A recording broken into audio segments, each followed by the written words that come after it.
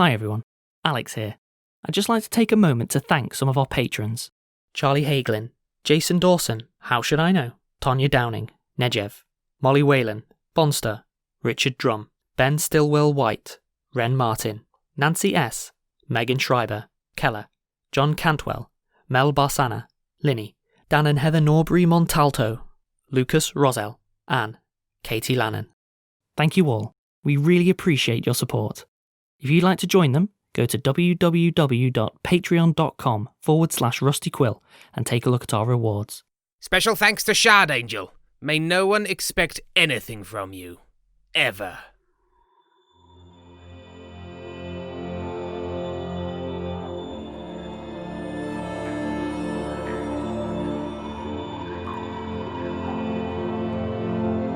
Rusty Quill presents Stella FIRMA.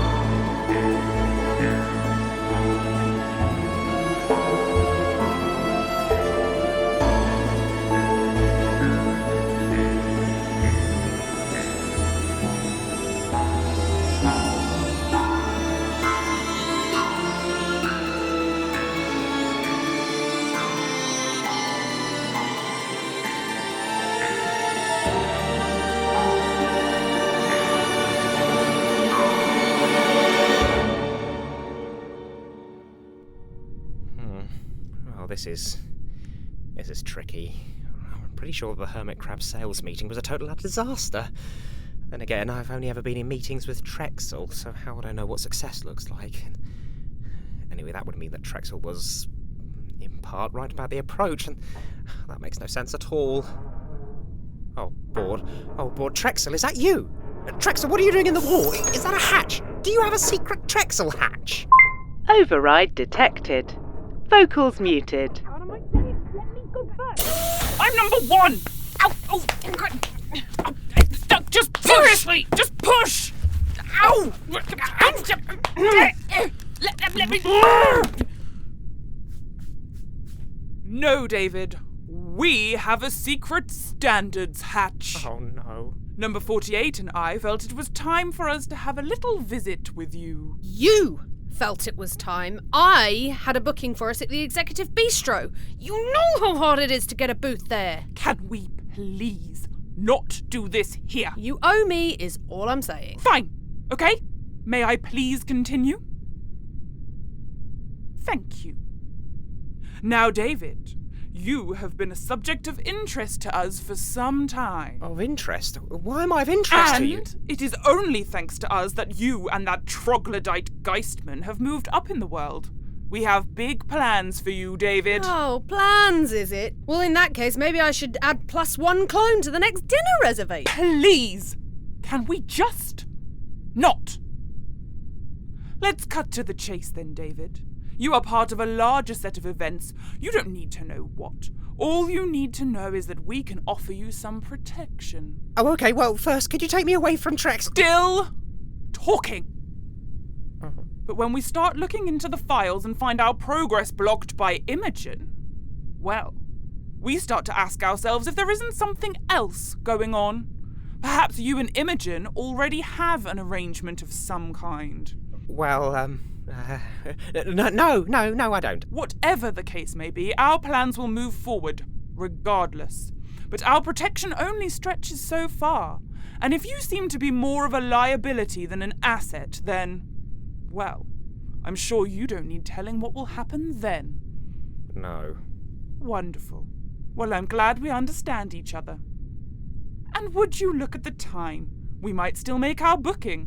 Don't think you don't still owe me. Oh, come now. We will barely miss the first floor show if we hurry. Wait. No, we don't understand each other. Oh, I don't understand at all. Oh, no. Why is everyone always threatening to kill me? I'm just a nice clone baby. Unmuted. I hate it when they do that.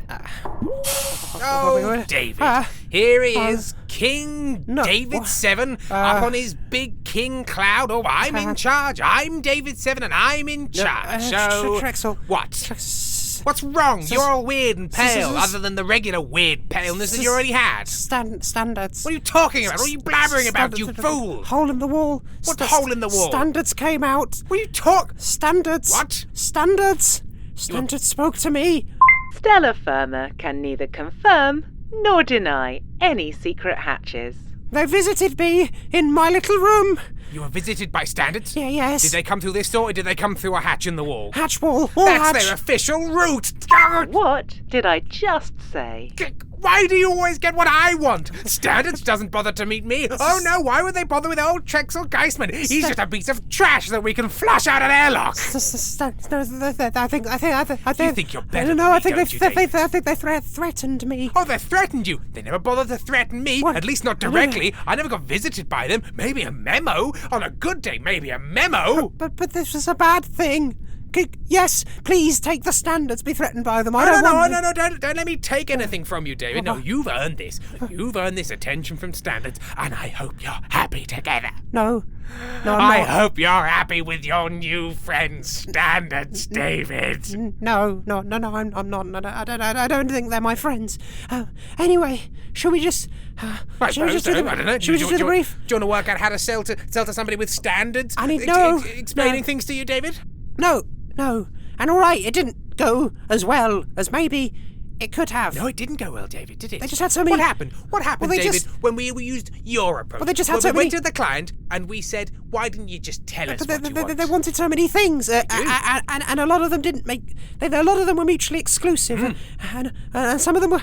Some of them I don't think were actually physically possible. Nope, absolutely not. But we just wrote them all down and Yes. and we sent them to the design consultants and. And now what have we done, David? We've overpromised. And what are we going to do, David? We're going to underdeliver. Oh. And how do you think that goes down with the client? How do you think that goes down with the client? And how do you think that's going to go down with your precious standards? Think they're going to be happy? But no. No. Bad, Remember, bad gulp. underpromise and underdeliver. That's the golden rule. If people are already expecting disappointment, when they get disappointment, they're going to be so-so. That is not the golden rule. Couldn't we just do what we promised? What happened last time we listened to you, David? What happened? Did we come up with a good brief? No. We came up with an unworkable mess. Right. Imagine if we received that when we were design consultants. Imagine if we received that page after page of mutually exclusive demands. What would we have done? What would I have done? Nothing differently to what you usually do. No, because I'm a genius. But this is going to go to a less skilled person than I, and they're probably going to try and follow it, the fools. Oh. So we're going to do what? We're going to follow Trexel's plan. Okay. Okay. Welcome to your new lesson. Problem solving. When you've got a problem with a brief, you have to do problem solving. Right. And how do you solve problems?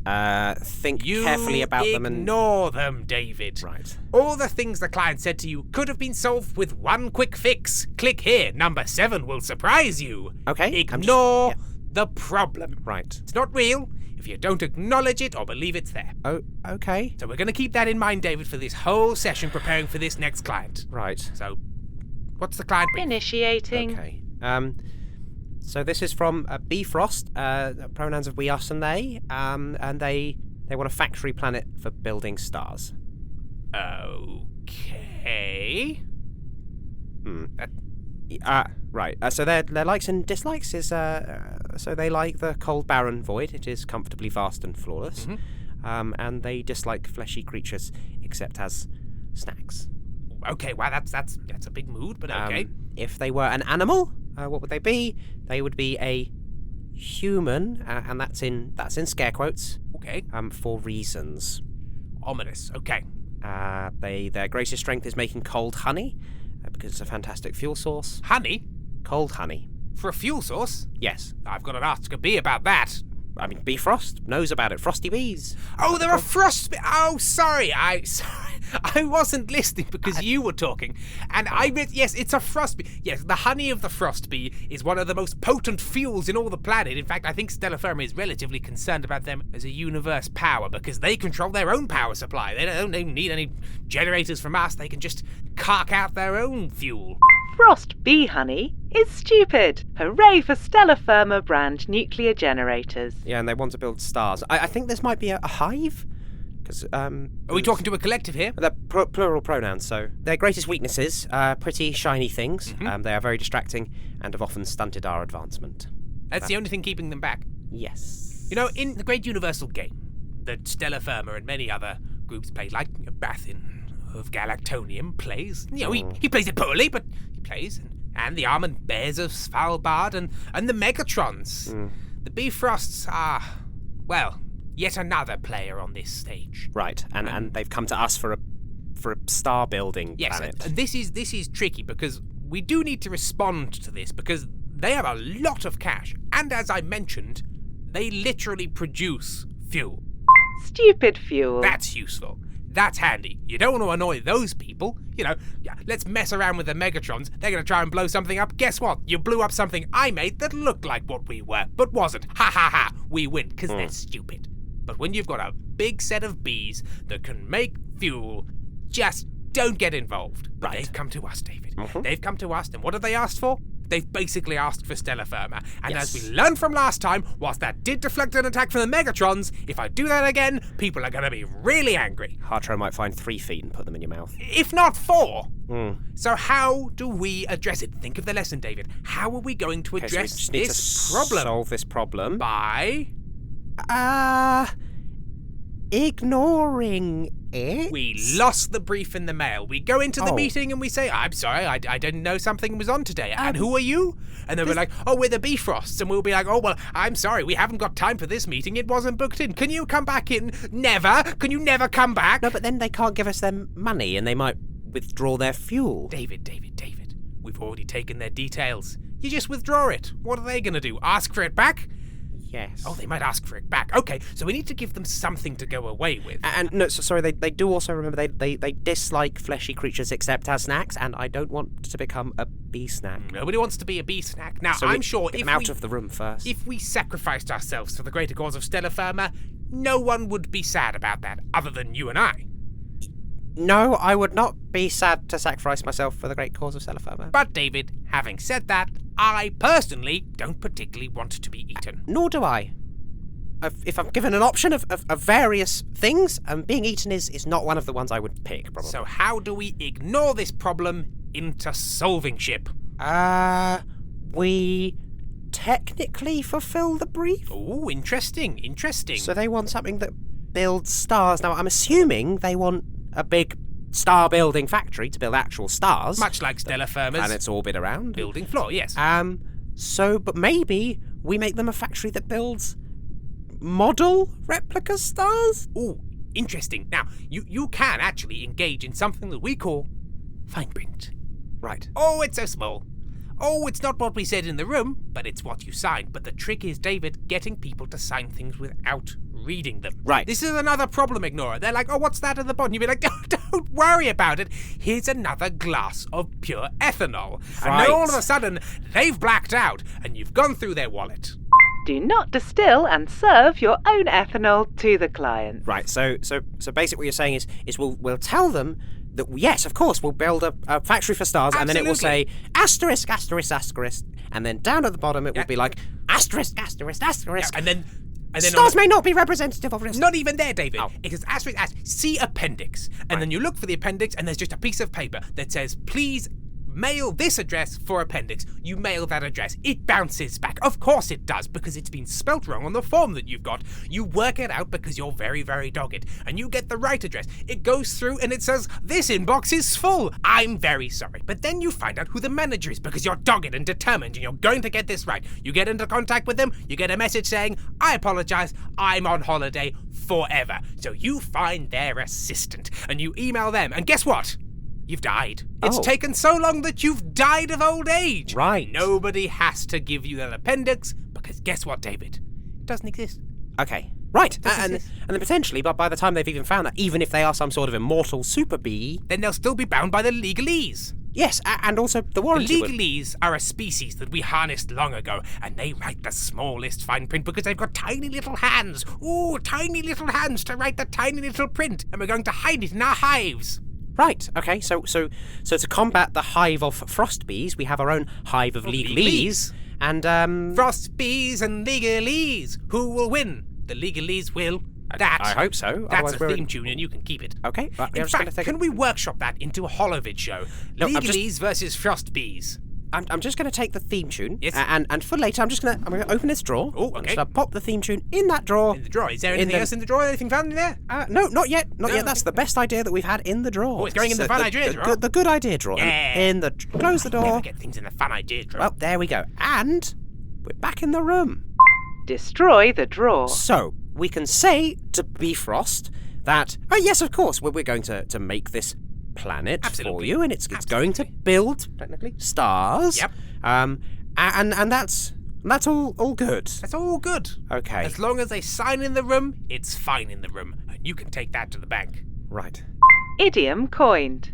Security alerted. Remember, David, if they sign in the room, it's fine in the room. Right. And then on go the sunglasses for dramatic effect. And then you immediately take them off because not only are you indoors, you're in space and you're not a Burke. Right. Okay, so we've successfully solved the problem of the Star Factory. Yes. Now we need to solve the problem of them enjoying fleshy creatures as snacks. This is an integral part of being a salesperson. When you're dealing with beings from all over the universe, some of them are going to eat you, David. You have to get this in your thick head. Oh. Some of the clients want you dead. In the head. The clients will murder you if they can. Don't go off of the plan. If you learn these lessons 3, you'll be fine and stay with me. Drexel, who's alive. You see? Right. They sing that to children, David, so Okay. I hope you'd understand. Right, no, I do understand. I understand. I don't want to get eaten. Nobody wants to get eaten, David, unless they're very specifically into that. Vor detected. No judgment here. Right. Okay, no, I'm not going to go down that route. That's a question for another time.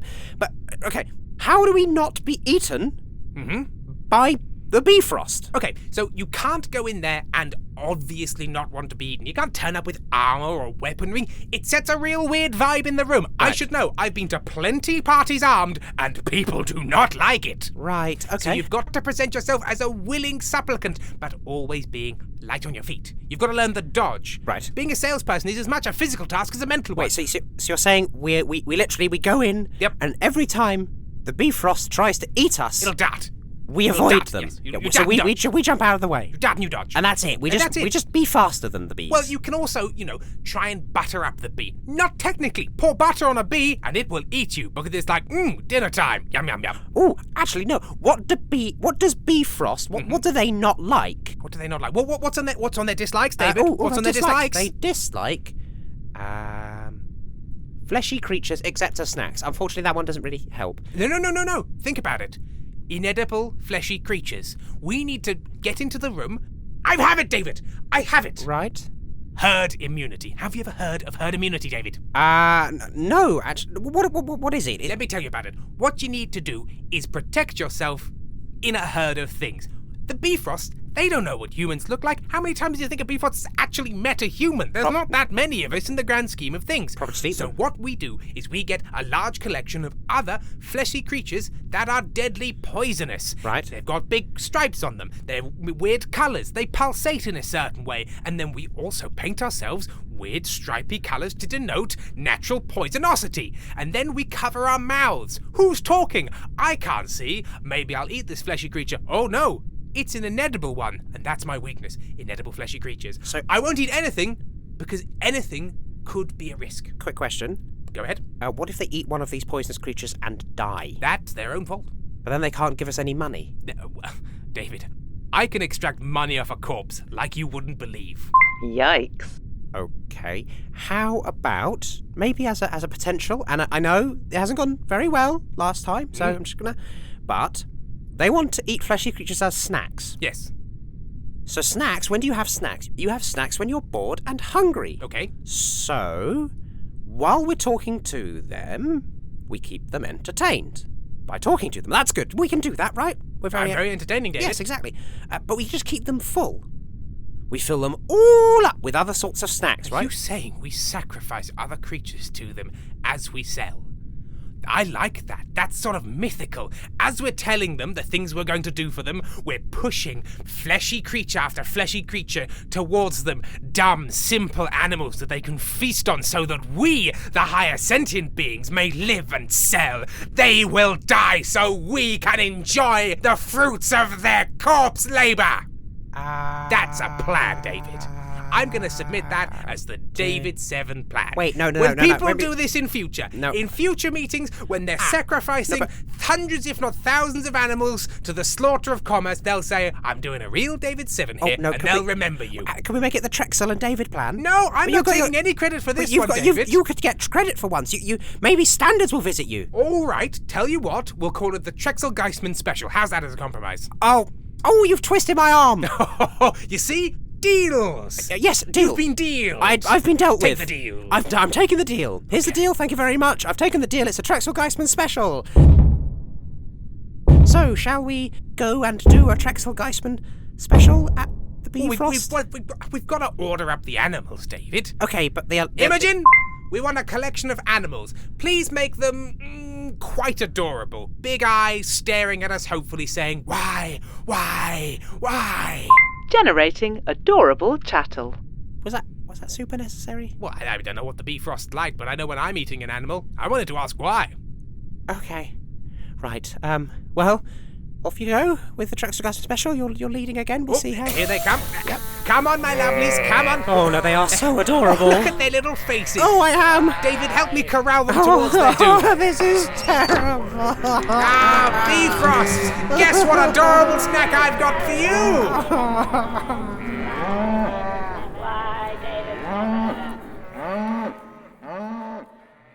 Stella Firma is a podcast distributed by Rusty Quill Limited and licensed under a Creative Commons Attribution Non-Commercial Share-alike 4.0 international license. It was created by Tim Meredith and Ben Meredith and produced by Katie Seaton with executive producer Alexander J. Newell.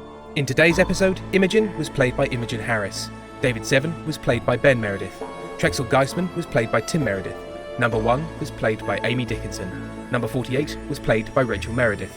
This episode was edited by David Devereaux, with music by Samuel D.F. Jones and artwork by Annika Khan. To subscribe, buy merchandise or join our Discord server, visit rustyquill.com. Rate and review us online, tweet us at The Rusty Quill, join our Reddit community on r/rustyquill, visit us on Facebook or email us via mail@rustyquill.com. May the board preserve and keep you.